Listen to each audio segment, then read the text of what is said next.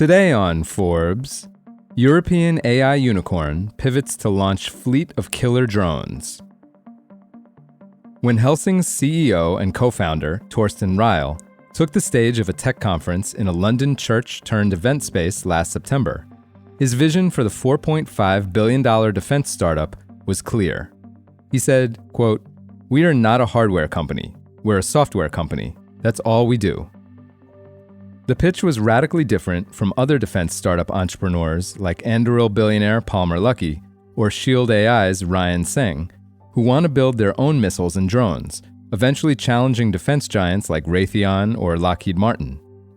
Instead, Ryle said Helsing would focus on software alone, using AI to supercharge Europe's militaries and arms makers.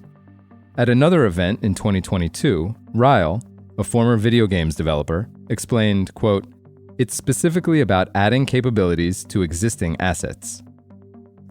But now, he's made a 180-degree shift. Helsing last week unveiled the HX-2, a drone with a 50-mile range, capable of hunting in swarms and destroying armored vehicles. In a statement, Nicholas Kohler, co-founder of Helsing, said, quote, "When deployed along borders at scale, HX-2 can serve as a powerful counter-invasion shield against enemy land forces." Peter Quentin, a Helsing spokesperson, said the company had recently started manufacturing the HX-2 drones in Germany, adding that they would be cheaper than comparable systems.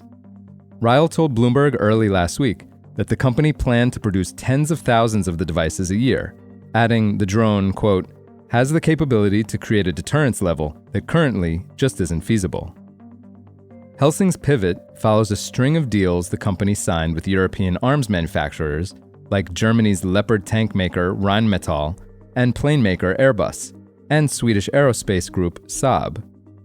Co-founders Ryle, Kohler, and Gunbert Scherf had pitched investors on its AI, which had been used to upgrade the radar system of Saab's Gripen fighter jets and to level up the German Luftwaffe's Eurofighters.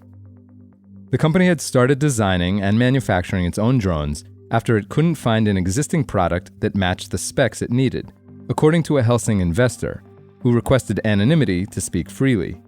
The investor said, quote, "There's no prime in that space, and these drones are quite commoditized, but only with AI and autonomy, they become game-changing.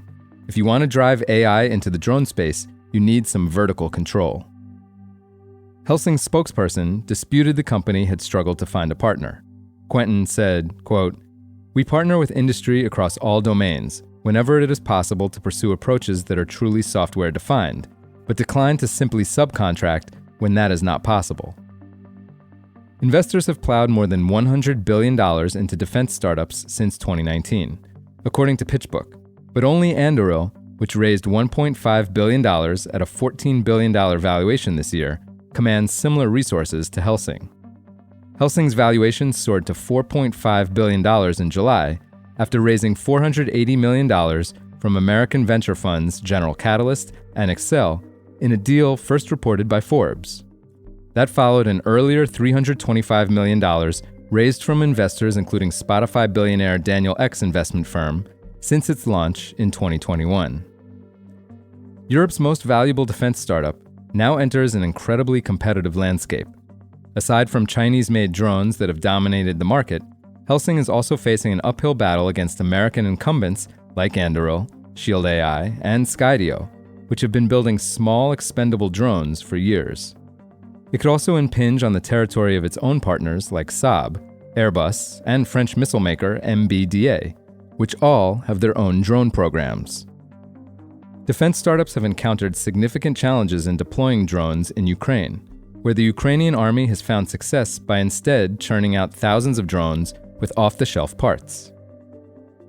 For full coverage, check out Ian Martin and David Jeans' piece on forbes.com. This is Kieran Meadows from Forbes.